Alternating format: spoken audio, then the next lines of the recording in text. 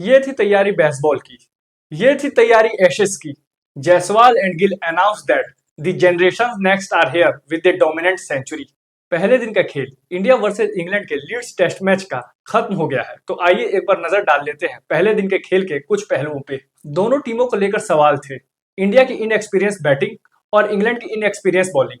England के captain Ben Stokes ने toss जीता और भारत को बल्लेबाजी करने को कहा। पर क्रिकेटिक कॉमन सेंस से देखा जाए तो अगर इंग्लैंड में ब्राइट सनी डे हो तो टॉस जीतकर पहले बैटिंग करते हैं। पर कप्तान बेन स्टोक्स नंबर पर गए क्योंकि पिछले 6 टेस्ट मैचेस में जो कि लीड्स में खेले गए हैं उनमें सेकंड बैटिंग करने वाली टीम जीती है चेस करके। भारत के लिए तो टेस्ट मैच का पहला दिन ऐसा साबित हुआ कि जैसा कि अलादीन के चिराग से जो भी मन्नतें मांगी गई हो वो सारी पूरी हो गई हो।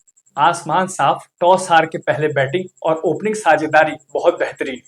इस दौरे से पहले ये बात हो रही थी कि no Virat no Rohit, how India can tackle this situation. But on day one Leeds Yashasvi Jaiswal और शुभमन गिल ने लाजवाब सेंचुरी स्कोर करके इंडियन क्रिकेटिंग फैंस को कहा, talk about future and present, not about past. Leeds का ग्राउंड फास्ट स्कोरिंग ग्राउंड है और भारत की शुरुआत भी बहुत अच्छी रही। केएल राहुल और यशस्वी जायसवाल ने अपने खूबसूरत एलिगेंट कवर ड्राइव से इंग्लैंड के स्लिप कैचर्स फील्डर को कोई भी मौका नहीं दिया। केएल राहुल 42 रन पर ब्रेंडन कर्स की बॉल पर जो रूट को स्लिप में कैच दे बैठे। पर तब तक भारत को 91 रन की ठोस शुरुआत मिल गई थी। लेकिन इंग्लैंड ने जस्ट लंच से पहले साई सुदर्शन को लेग स्लिप में ट्रैप करके 0 पर आउट करा दिया और वापसी की।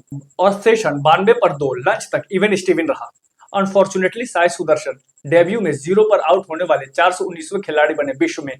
लेकिन उनके पास सेकंड इनिंग में 100 स्कोर करने का मौका है गुंडप्पा विश्वनाथ जैसे ग्रेट की तरह। क्योंकि गुंडप्पा विश्वनाथ भी अपने डेब्यू टेस्ट मैच की पहली इनिंग पर 0 पर आउट हो गए थे, लेकिन उन्होंने सेकंड इनिंग्स में सेंचुरी स्कोर की। Yashasvi Jaiswal again shows his potential. Yashasvi Jaiswal अपने क्रिकेटिंग पैशन को पूरा करने के लिए बहुत ही कम एज में यूपी से मुंबई जाकर हर वो हार्ड और टफ काम किया जिससे वो अच्छी क्रिकेट खेल पाए। अब वो हार्डनेस और टफनेस उनके खेल में दिखाई देती है और उनका पोटेंशियल इस बात को साबित कर देता है। पहला दौरा वेस्ट इंडीज, वहां शतक, ऑस्ट्रेलिया शतक, इंग्लैंड शतक, वो भी ओपनिंग करते हुए, जो कि बहुत मुश्किल पोजीशन है भारतीय बल्लेबाजों के लिए। जायसवाल फिर से ऐसा लग रहा था कि डैडी 100 बनाएंगे 2024 की इंग्लैंड सीरीज की तरह। पर बेन स्टोक्स की पिच ऑफ डिलीवरी पर वो बोल्ड हो गए। जायसवाल ने जो 101 रन की सेंचुरी स्कोर की उसे पॉश सेंचुरी भी कह सकते हैं क्योंकि उन्होंने 90% रन ऑफ साइड में स्कोर किए हैं। और यही उनका टैलेंट है क्योंकि इंग्लैंड में पहले दिन ऑफ साइड में रन करना बहुत मुश्किल होता है जब ड्यूक बॉल लहरा रही होती है। इसलिए yes, it is the posh century क्योंकि क्रिकेट में ऑफ साइड को पॉश साइड भी कहा जाता है। शुभमन गिल पर सबसे ज्यादा क्वेश्चन मार्क थे।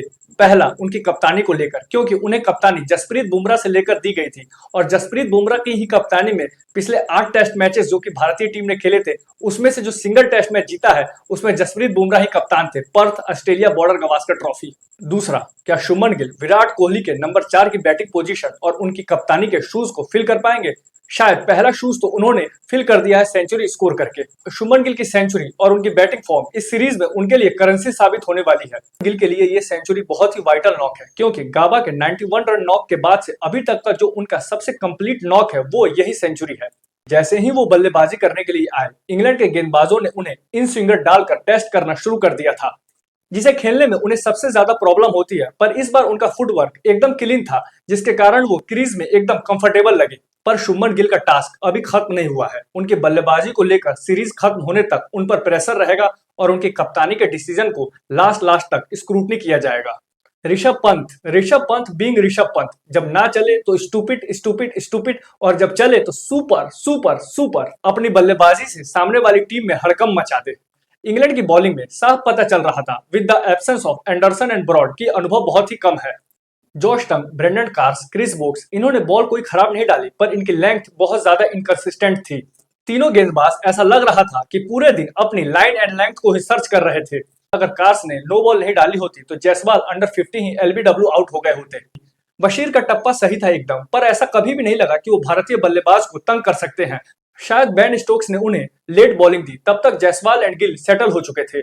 सबसे ज्यादा डेंजरस बेन स्टोक्स ही लगे। अगर इंग्लैंड को ये सीरीज जीतनी है तो Ben Stokes as a cricketer very very important for them क्योंकि वो कप्तानी तो करेंगे ही लेकिन उनका खेल ये बताएगा कि इंग्लैंड इस सीरीज में कब तक रहती है और कितना लड़ सकती है। इंग्लैंड को इस मैच में कमबैक कराने का सारा भार उनकी बैटिंग पर आ गया है जो कि बेसबॉल स्टाइल के लिए फेमस है। अगेंस्ट बुमराह एंड को ये इजी भी नहीं होगा। बेसबॉल का एग्जाम कल से शुरू होगा। दिन का खेल खत्म होने पर यह कहा जा सकता है कि with young captain and vice captain India's present and future सुरक्षित हाथों में है। अगर वीडियो अच्छी लगी हो तो वीडियो को लाइक करें, कमेंट सेक्शन में कमेंट करें, चैनल को शेयर एंड सब्सक्राइब करें। Thank you very much.